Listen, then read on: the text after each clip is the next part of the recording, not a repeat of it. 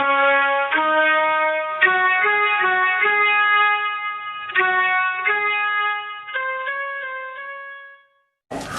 बच्चों को आई वडील का दबाव तो नहीं होना चाहिए, बिल्कुल नहीं। उनका स्वतंत्र मत है, वो आई वडील को स्वीकार करना चाहिए। बच्चों के ऊपर आई वडील अपना मत थोपते हैं ना, बहुत त्रासदायी होता है। जैसे आई बोलती है कि तुझको डॉक्टर होने का है, वडील कहते हैं नहीं इंजीनियर होने का है, फिर काका बोलता है नहीं साइंटिस्ट होने का है। अब वो बेचारा एक है, कैसे इंजीनियर, कैसे डॉक्टर, कैसे साइंटिस्ट होने का है। आई वडील की समस्या ये है कि जो अपनी जिंदगी में वो हो नहीं पाए, वो अपने बच्चों को करवाना चाहते हैं। तो ये मत उनके ऊपर मत डालिए, उनको स्वतंत्र रूप से अपना फैसला करने दीजिए। एक दूसरा, आप जब बच्चों को स्कूल भेजते हैं, शाला भेजते हैं, तो स्कूल और शाला का चुनाव ऐसा करिए जहाँ पर होमवर्क ना दिया जाए, क्योंकि होमवर्क देने से बच्चे बिल्कुल खराब होते हैं। ऐसे हो जाते हैं जैसे गधे होते हैं, गधा होता है गधा, उसके ऊपर बोझा लादते जाओ लादते जाओ लादते जाओ, तो बोझा तो लेके जाता है लेकिन उसका अपना मेंटल डेवलपमेंट बंद हो जाता है। तो जो बच्चे ज़्यादा होमवर्क करते हैं, क्लास का भी होमवर्क है, ट्यूशन का भी होमवर्क है, फिर आई बाबा का भी होमवर्क है, उनका जिंदगी नरक हो जाता है। और इतना होमवर्क कर करके वो जिंदगी में कुछ कर नहीं पाएंगे, क्योंकि जो होमवर्क में उनको सिखाया जा रहा है वो जीवन में काम नहीं आएगा। तो इसलिए कोशिश करिए कि स्कूल ऐसा हो, शाला ऐसी हो जहां होमवर्क ना मिले। और अगर ज़्यादा होमवर्क वो दे रहे हैं तो शाला के जो टीचर हैं उनको आप ये शिकायत करिए कि हमको जास्ती होमवर्क नहीं होना। तो वो कहेंगे अपने बच्चे को निकाल लो, तो निकाल लेने का, और वो जो नगर परिषद का स्कूल है ना उसमें भर्ती करने का, जिला परिषद के स्कूल में भर्ती करने का। फिर आप कहेंगे वहाँ पे पढ़ाई नहीं होती, कुछ कम पढ़ाई होती है, लेकिन वहाँ के बच्चे ब्रेन से बहुत तेज होते हैं। मैं आपको भारत के पूर्व राष्ट्रपति अब्दुल कलाम की माहिती देता हूँ। वो जिला परिषद के स्कूल में पढ़े, स्कूल गांव का था तो ग्राम पंचायत के स्कूल में पढ़े, बाद में जिला परिषद के स्कूल में पढ़े, फिर नगर परिषद के स्कूल में पढ़े, कोई कॉन्वेंट स्कूल में नहीं पढ़े, और वो भारत के इस समय सबसे बड़े वैज्ञानिक हैं। मेरा आपको ये बताने का है कि पढ़ाई से वैज्ञानिक होने का कोई संबंध नहीं है।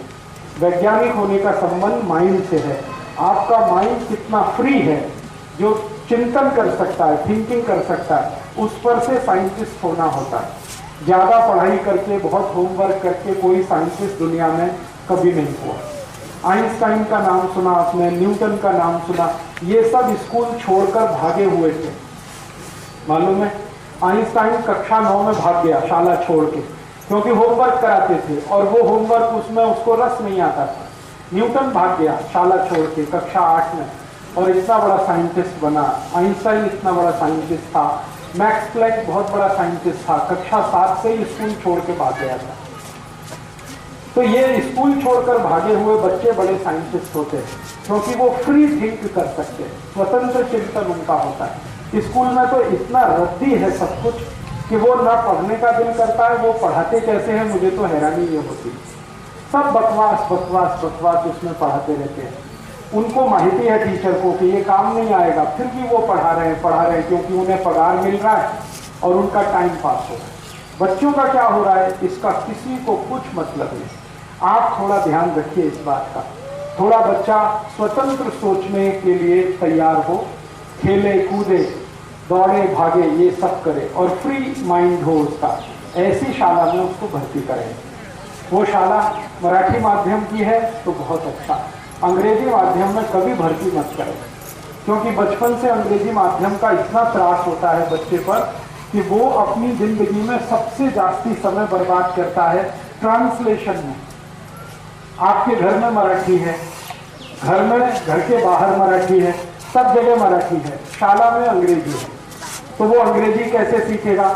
मराठी के माध्यम से सीखेगा। तो हर बार अंग्रेजी से मराठी भाषांतर करेगा, मराठी से अंग्रेजी भाषांतर, इसी में जिंदगी का सारा समय निकलने वाला है। तो 5वीं कक्षा तक तो मराठी भाषा ही सिखाई। जब उसकी वय 10-12 वर्ष से ऊपर हो जाए तब अंग्रेजी भाषा सिखाने का थोड़ा सा प्रयास करिए, वो भी माध्यम के रूप में नहीं, भाषा के रूप में। अंग्रेजी माध्यम तो कभी अच्छा नहीं है, भाषा के रूप में अंग्रेजी सिखाइए, उतना चलेगा।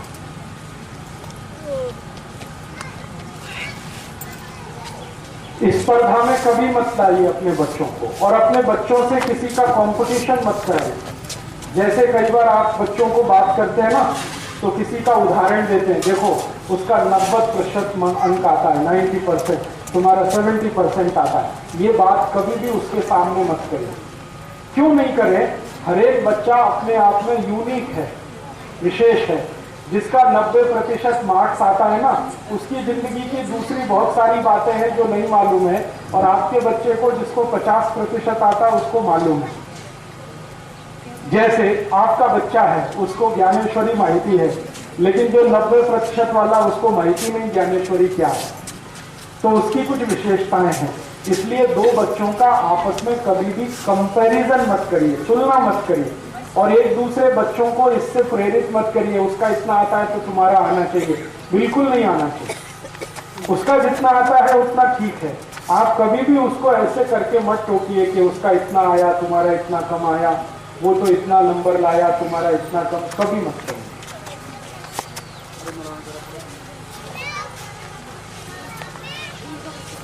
स्पर्धात्मक उसमें भाग उनको लेने दीजिए, लेकिन इस दृष्टि से लेने दीजिए कि वो खेल कूद है। ये नहीं कि उसमें उसको मेडल मिले या उसको ट्रॉफी मिले, मिले तो ठीक है, नहीं तो उस पर दबाव नहीं होना चाहिए। जी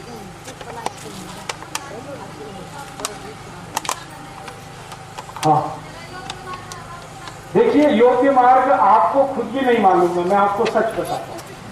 आई बाबा जो अपने को सोचते हैं ना कि हम बोलते हैं वो योग्य मार्ग है, आपका मार्ग योग्य इसलिए नहीं है कि आपके ऊपर समाज का दबाव है।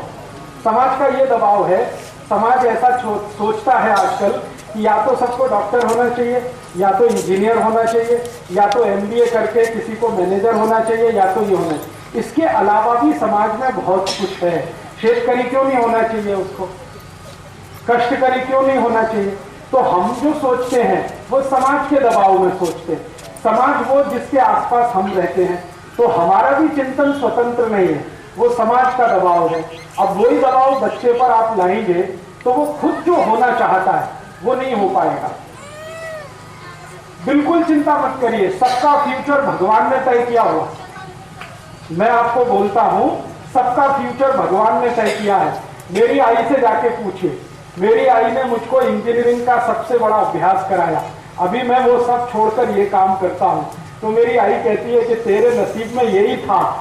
तो मैंने उसको बोला फालतू इंजीनियरिंग क्यों कराया? हाँ, 15 लाख रुपए खर्च हो गया और मेरा 15 साल बर्बाद हो गया। मैं 15 साल को बर्बाद नहीं करता और मान लो भजन कीर्तन करता, मान लो तात्या जी के पास आ जाता, मैं भी कुछ सीख लेता, 15 साल में तो 15,000 सभाएं होती कि नहीं, और 1 लाख कार्यकर्ता होते। तो सबका नसीब, सबका भविष्य भगवान का तय किया हुआ है और उसके आगे कोई चल नहीं सकता। तो आप ये चिंता मत करिए, आप सिर्फ इतनी चिंता करिए कि आप आई वडील होते हुए उसको ज्यादा से ज्यादा क्या सुविधा दे सकते हैं।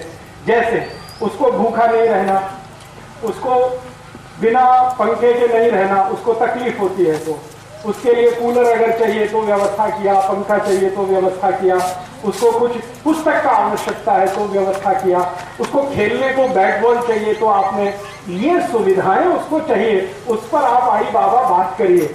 उसको करना क्या है उससे पूछिए, थोड़े दिन में वो खुद ही बताएगा मुझे ऐसा करना, मुझे ऐसा करना, मुझे ऐसा करना। अभी आपके दबाव में वो अपनी इच्छा दबा के बैठा है। वो कहता आई बोलती है डॉक्टर होना, तो वो भी कहेगा हाँ हाँ डॉक्टर होना।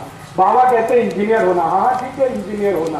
थोड़े दिन में वो कहेगा ना मुझे डॉक्टर होना, ना इंजीनियर होना, मुझे कुछ और होना। मुझे क्या होना? गोपालक होना, गाय का पालन करने वाला होना, तो होना है उसको। तो इसमें आप शक मत करिए, मन में चिंता भी मत करिए, आप सिर्फ सुविधाएं दीजिए उसको, होमवर्क मत करें। क्योंकि मैंने होमवर्क बहुत किया और मैं गधा हो गया, सच में गधा हो गया। इतना होमवर्क किया मैंने, x plus y whole square, x minus y whole square, x plus y whole cube, x minus y whole cube, मेरे जिंदगी में आज तक कभी भी काम नहीं आया। सेल्फ स्टडी के लिए आप कैसे अभ्यास कराएं, जैसे समाज चलता है ना, देश या जीवन या